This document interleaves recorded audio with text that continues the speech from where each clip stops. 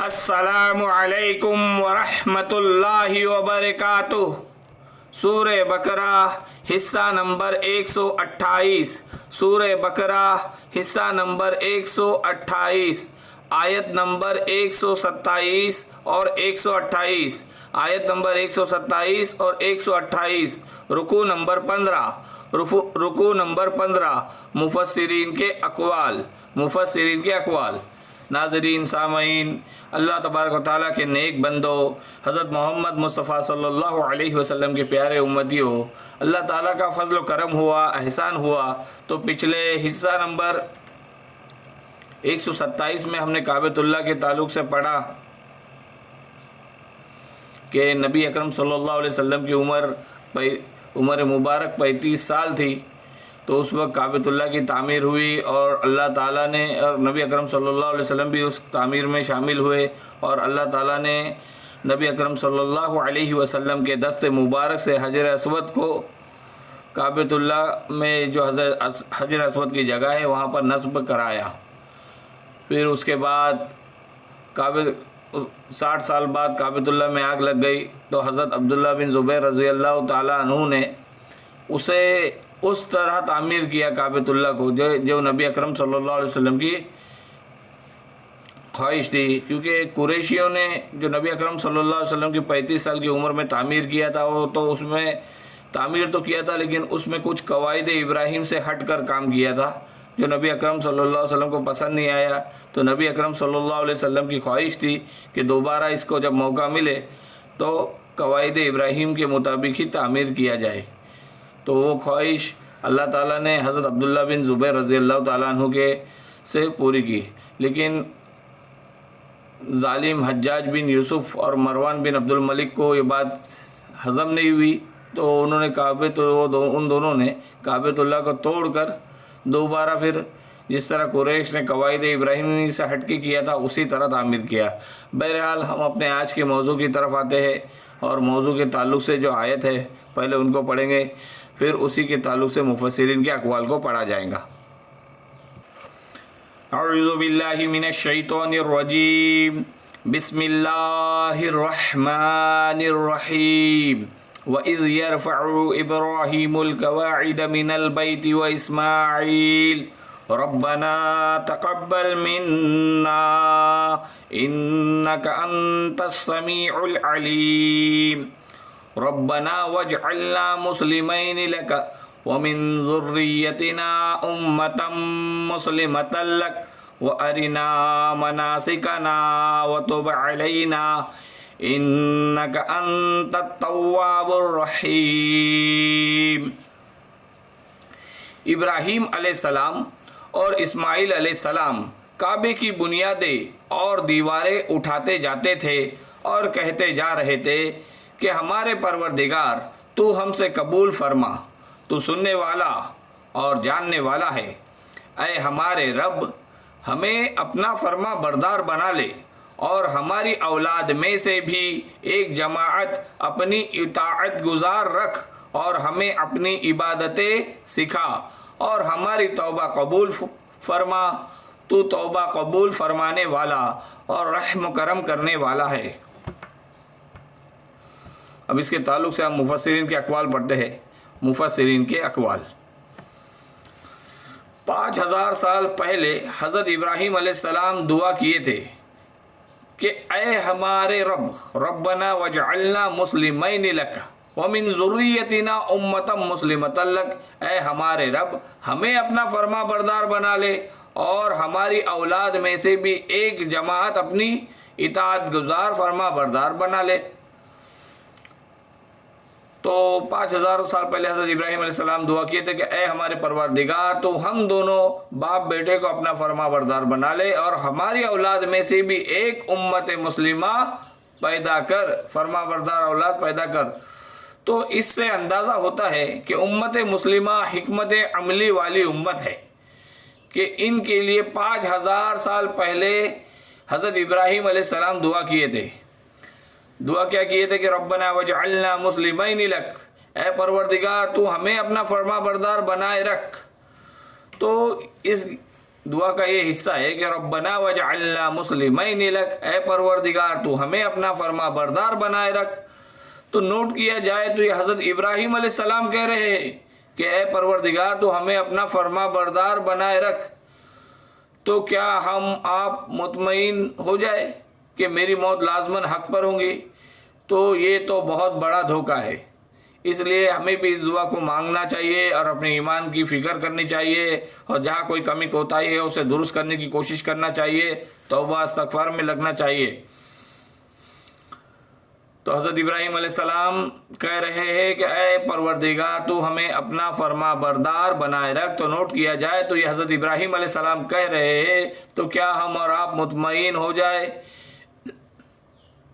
کہ ہماری موت لازماً حق پر ہوں گی؟ تو یہ بہت بڑا دھوکہ ہے۔ اس لیے اس آیت سے یہ بات سیکھ لینا چاہیے کہ ہمیں ہمیشہ ڈرتے رہنا چاہیے، ایمان کی فکر کرنی چاہیے، اللہ تعالیٰ کی پناہ طلب کرتے رہنا چاہیے۔ ربنا وجعلنا مسلمین لک، یعنی کہ اے پروردگار تو ہمیں اپنا فرما بردار بنائے رکھ۔ یہ دعا اس معرفت اور خشیت کا نتیجہ ہے، یہ دعا بھی اس معرفت اور خشیت کا نتیجہ ہے، یعنی اللہ کی پہچان، اللہ کے خوف، اللہ کی محبت کا نتیجہ ہے، جو حضرت ابراہیم علیہ السلام خلیل اللہ کو حاصل تھی، کہ اطاعت و فرما برداری کے بے مثال کارنامے بجا لانے کے بعد بھی حضرت ابراہیم علیہ السلام یہ دعا کرتے ہیں کہ اے پروردگار تو ہم دونوں کو، ہم باپ بیٹے کو اپنا فرما بردار بنائے رکھ، فرما بردار بنا لیجئے۔ وجہ یہ ہے کہ جتنی کسی کو اللہ تعالیٰ کی معرفت بڑھتی جاتی ہے، پہچان بڑھتی جاتی ہے، تو اتنا ہی اس کا احساس بھی بڑھتا جاتا ہے، اور وہ حق کے وفاداری اور حق کے فرما برداری اسے احساس ہو جاتا ہے کہ وہ اللہ تعالیٰ کی حق کے فرما برداری اور حق کے وفاداری ادا نہیں کر سکتا، اللہ تعالیٰ کی شایع نشان عبادت نہیں کر سکتا، اللہ تعالیٰ کی شایع نشان وفاداری نہیں کر سکتا، اللہ تعالیٰ کی شایع نشان فرما برداری نہیں کر سکتا، اللہ تعالیٰ کی شایع نشان تعریف نہیں کر سکتا۔ تو جتنی معرفت تو اللہ تعالیٰ اپنی معرفت کی دولت سے ہمیں بھی مالا مال کرے۔ تو مسلمین لک ومن ذریتنا امتا مسلمتا لک، تو مسلم وہ جو اللہ کے آگے سر اطاعت خم کر دے اور اللہ ہی کو اپنا مالک و آقا، حاکم اور معبود مان لے، اور جو اپنے آپ کو مکمل بالکلیہ مکمل طور پر اللہ کے سپرد کر دے اور اس ہدایت کے مطابق دنیا میں زندگی بسر کرے جو اللہ کی طرف سے آئی ہو۔ تو کافی بہترین اور کافی گہرا نقطہ ہے، اس کو دوبارہ پڑھا جائے گا انشاءاللہ تعالی، کہ مسلم وہ جو اللہ تعالیٰ کی اطاعت میں سر اطاعت خم کر دے، جو اللہ کے آگے سر اطاعت خم کر دے، اللہ ہی کو اپنا مالک و آقا مانے اور حاکم اور معبود مان لے، تو جو اپنے آپ کو بالکلیہ مکمل طور پر اللہ کے سپرد کر دے اور اس ہدایت کے مطابق زندگی بسر کرے جو اللہ کی طرف سے آئی ہے، یعنی کہ بندہ کہہ دے ان صلاتی و نسکی و محیای و مماتی للہ رب العالمین، کہ بے شک میری نماز اور میری عبادت، میری زندگی اور میری موت صرف اللہ تعالیٰ کے لیے ہے جو عالموں کا رب ہے۔ تو اپنے 24 گھنٹے کی زندگی، اپنے 24 گھنٹے کے عمل اللہ کے لیے ہو جائے اور اللہ کے مطابق ہو جائے، تو کیسے ہو جائے اس کی فکر کرنی ہے۔ اس عقیدے اور طرز عمل کا، اس عقیدے اور طرز عمل کا نام اسلام ہے، اور یہی تمام انبیاء علیہ السلام کا دین تھا جو ابتدائے آفرینش یعنی ابتدائے مخلوق پیدائش سے دنیا کے ملکوں اور قوموں میں آئے۔ صحیح بخاری شریف کی ایک حدیث میں ہے کہ رسول اللہ صلی اللہ علیہ وسلم فرماتے ہیں کہ تم یاجوج ماجوج نکلنے کے بعد بھی بیت اللہ شریف کا حج و عمرہ کرو گے۔ حضرت ابراہیم علیہ السلام اور حضرت اسماعیل علیہ السلام اپنی دعا میں کہتے ہیں کہ ہمیں مسلمان بنا لے، یعنی کہ مخلص بنا لے، یعنی کہ موجود ہر شے سے بچا، ریاکاری سے محفوظ رکھ، خشوع و خضوع عطا فرما۔ اسی پر حضرت سالم بن ابی موتی رحمۃ اللہ علیہ فرماتے ہیں کہ مسلمان تو تھے ہی، حضرت ابراہیم علیہ السلام بھی مسلمان تو تھے ہی اور حضرت اسماعیل علیہ السلام بھی مسلمان تو تھے ہی، لیکن اسلام کی ثابت قدمی طلب کرتے رہتے ہیں، اسلام کی ثابت قدمی طلب کرتے رہتے ہیں۔ جیسے کہ ہم بار بار روز اللہ تعالیٰ ہمیں نماز میں پڑھنے کی ہدایت کرتا ہے، اہدنا الصراط المستقیم، اہدنا الصراط المستقیم، یہ بھی ہدایت پر ثابت قدمی کے لیے ہوتا ہے۔ تو اللہ تعالیٰ سے یہ دونوں آیتیں ہمیشہ پڑھتے رہے اور اہدنا الصراط المستقیم بھی چلتے پھرتے موقع بہ موقع پڑھتے رہے۔ اللہ تعالیٰ ہمیں کہنے سننے سے زیادہ عمل کرنے کی توفیق عطا فرمائے۔ تو ثابت قدمی کی دعا کر رہے ہیں، ربنا واجعلنا مسلمین لک، کہ اللہ ہمیں فرما بردار بنائے رکھ، جس کے جواب میں اللہ تعالیٰ ارشاد باری ہوا کہ قد فعلت، میں نے تمہاری دعا قبول فرمائی۔ پھر آگے انہوں نے اپنی اولاد کے لیے بھی یہی دعا کرتے ہیں جو قبول ہوتی ہے، وَمِن ذُرِّيَّتِنَا أُمَّةً مُسْلِمَةً لَكَ، اور ہماری اولادوں میں سے بھی فرما بردار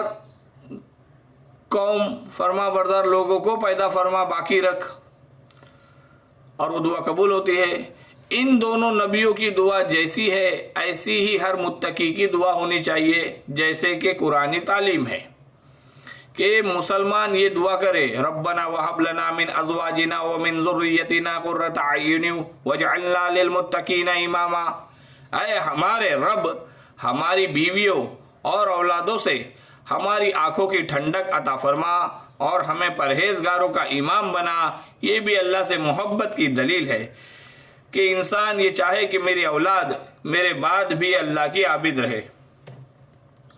تو یہ جو ربنا ہے، ربنا آتنا فی الدنیا حسنۃ وفی الآخرۃ حسنۃ وقنا عذاب النار، ربنا لا تجعلنا فتنۃ للقوم الظالمین ونجنا برحمتک من القوم الکافرین۔ یہ 40 ایسے دعائیں ہیں، یہ اپنے دعاؤں میں پڑھتے رہے اور کوشش کریں کہ دن میں ایک بار تو 2 یا 3 بار یا کم از کم ایک بار تو یہ 40 دعائیں پوری ہو جائے۔ کہ آگے جو یہ فرمایا کہ وَمِن ذُرِّيَّتِنَا، اس دعا میں بھی اپنی اولاد کو شریک فرمایا حضرت ابراہیم علیہ السلام نے، حضرت اسماعیل علیہ السلام نے۔ اس سے معلوم ہوتا ہے کہ اللہ والے اللہ کی راہ میں اپنی مال و جان اور اولاد کی قربانی دینے سے بھی دریغ نہیں کرتے۔ ان کو اپنی اولاد سے کس قدر محبت ہوتی ہے، مگر اس محبت کے صحیح تقاضوں کو پورا کرتے ہیں۔ کہ محبت تو ہر ایک کو ہوتی ہے، بیوی سے بھی ہوتی ہے، بیوی کو شوہر سے ہوتی ہے، ماں باپ کو اپنی اولاد سے ہوتی ہے، اولاد کو اپنی ماں باپ سے ہوتی ہے، لیکن محبت کے صحیح تقاضے ہیں جن کو جاننا بہت ضروری ہے۔ لوگ محبت میں غلو کر جاتے ہیں، اولیاء اللہ کی محبت میں غلو کر جاتے ہیں، ایسا غلو کرتے ہیں کہ ان کی جوتیاں سر پہ رکھ کے گھومتے، بعد میں پچھتانا پڑتا ہے۔ تو محبت کے جو تقاضے ہیں ان کو جاننا بہت ضروری ہے۔ تو اس دعا میں وَمِن ذُرِّيَّتِنَا، کہ ہماری اولاد کو بھی فرما بردار رکھ، اس دعا میں اپنی اولاد کو شریک فرمایا حضرت ابراہیم علیہ السلام نے، حضرت اسماعیل علیہ السلام نے۔ تو اس سے معلوم ہوتا ہے کہ اللہ والے اللہ کی راہ میں اپنی جان و مال اور اولاد کی قربانی دینے سے بھی دریغ نہیں کرتے۔ ان کو اپنی اولاد سے کس قدر محبت ہوتی ہے، مگر اس محبت کے صحیح تقاضوں کو پورا کرتے ہیں، جہاں تک عوام کی رسائی نہیں۔ عوام تو اولاد کی صرف، عام لوگ جو ہوتے ہیں وہ اولاد کی صرف جسمانی صحت اور راحت کو جانتے ہیں، ان کی ساری شفقت و راحت اسی کے ارد گرد گھومتی رہتی ہے، مگر اللہ کے مقبول بندے جسمانی سے زیادہ روحانی اور دنیاوی سے زیادہ اخروی راحت کی فکر کرتے ہیں۔ تو یہ بھی محبت کے تقاضوں میں سے 2 تقاضے سامنے آ گئے۔ اس لیے دعا فرمائی کہ میری اولاد میں سے ایک جماعت کو پورا فرما بردار بنا دیجئے۔ دنیا کی راحت کے تعلق سے نہیں مانگا، فرما برداری کے تعلق سے مانگا۔ تو یہ الگ موضوع ہے، اس کے تعلق سے آگے ہم انشاءاللہ آگے پڑھیں گے۔ تو حضرت خلیل اللہ حضرت ابراہیم علیہ السلام کی یہ دعا بھی قبول ہوئی کہ آپ علیہ السلام کی ذریت میں ہمیشہ ایسے لوگ موجود رہے ہیں جو دین حق پر قائم اور اللہ کے فرما بردار تھے۔ جاہلیت عرب میں بھی جب کہ پوری دنیا خصوصاً عرب کے لوگ بت پرستی میں گھرے ہوئے تھے، بت پرستی نے انہیں گھیر لیا تھا، اس وقت بھی اولاد ابراہیم علیہ السلام میں ہمیشہ کچھ لوگ عقیدہ توحید و آخرت کے سچے معتقد اور اطاعت شعار رہے ہیں، جیسے اہل جاہلیت میں حضرت زید بن عمرو بن نفیل اور قص بن سعدہ اور رسول کریم حضرت محمد صلی اللہ علیہ وسلم کے جد امجد عبد المطلب بن ہاشم کے متعلق بھی یہی روایت ہے کہ وہ شرک بت پرستی سے بیزار تھے، وہ اس شرک اور بت پرستی کو پسند نہیں کرتے تھے، وہ جانتے تھے کہ عبادت تو صرف ایک اللہ کی ہونی چاہیے، پر کیسے کی جائے اس بارے میں نہیں جانتے تھے، جس کے تعلق سے پہلے بھی پڑھا گیا ہے اور آگے بھی ایک موضوع ہے۔ تو رسول اللہ صلی اللہ علیہ وسلم فرماتے ہیں کہ انسان کے مرتے ہی اس کے اعمال ختم ہو جاتے ہیں، مگر 3 کام جاری رہتے ہیں: صدقہ، دوسرا علم جس سے نفع حاصل کیا جائے، اور تیسرا نیک اولاد جو دعا کرتی رہتی ہے۔